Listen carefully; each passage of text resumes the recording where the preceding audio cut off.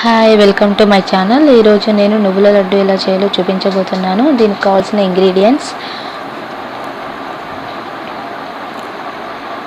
Cup బెల్లం, 1 tea spoon నెయ్యి, cup నువ్వులు, అలాగే 1/2 టీ స్పూన్ ఇలాచీ పౌడర్ తీసుకున్నాను.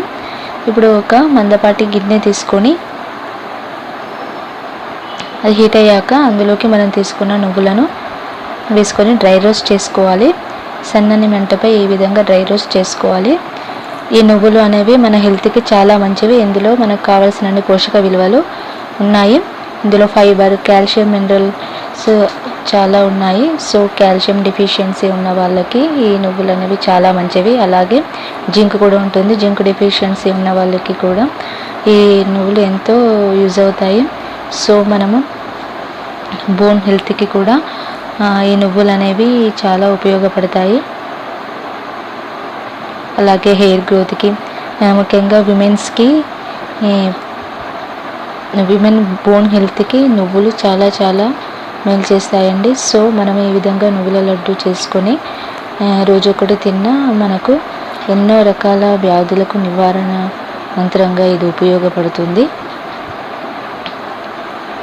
సో ఈ విధంగా బాగా వేగిన తర్వాత వేరే గిన్నెలోకి తీసుకొని ఇప్పుడు అదే గిన్నెలో టీ స్పూన్ నెయ్యి తీసుకొని కరిగించుకోవాలి. సో ఈ విధంగా నెయ్యి కరిగిపోయిన తర్వాత మనం తీసుకున్న బెల్లం ఇందులో యాడ్ చేసుకోవాలి.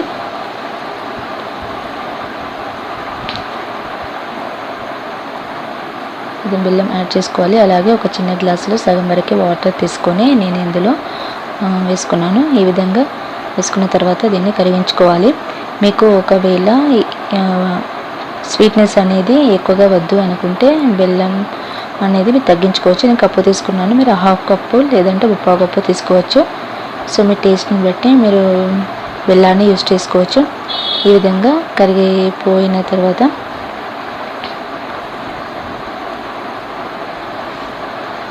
విధంగా కరిగించుకోవాలి.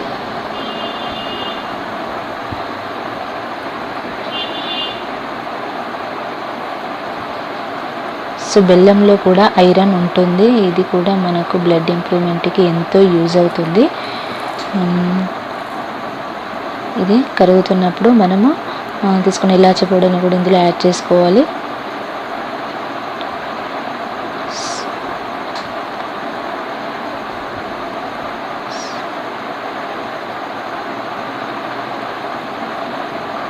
సో ఈ విధంగా కరిగిన తర్వాత కొంచెం తీగ పాకం వస్తే సరిపోతుంది. ఈ విధంగా పాకం అనేది ఇలా స్టిక్కీగా ఉన్నప్పుడు మనము నువ్వులను యాడ్ చేసుకోవచ్చు. లేదు అంటే ఇంకా పాకం రావాలి అనుకుని మీరు వాటర్లో పోసి చూసి అది థిక్గా ముద్దలా అయినప్పుడు అలా ఆ కన్సిస్టెన్సీలో కూడా మనము ఈ నువ్వులను యాడ్ చేసుకోవచ్చు. కానీ నేను ముందే చేసుకున్నాను. ఈ విధంగా ముందే చేస్తే ఏమవుతుంది అంటే సాఫ్ట్గా వచ్చేస్తాయి. సో ఇంత తీగ పాకంలో కాకుండా ఇలా గట్టిగా రావాలనుకుంటే ఇంకా పాకం వచ్చే వరకు ఉంచుకోవచ్చు. సో ఈ విధంగా నువ్వులను యాడ్ చేసి కొంచెం దాన్ని దగ్గర పడే వరకు ఈ విధంగా కలుపుతూ ఉండాలి.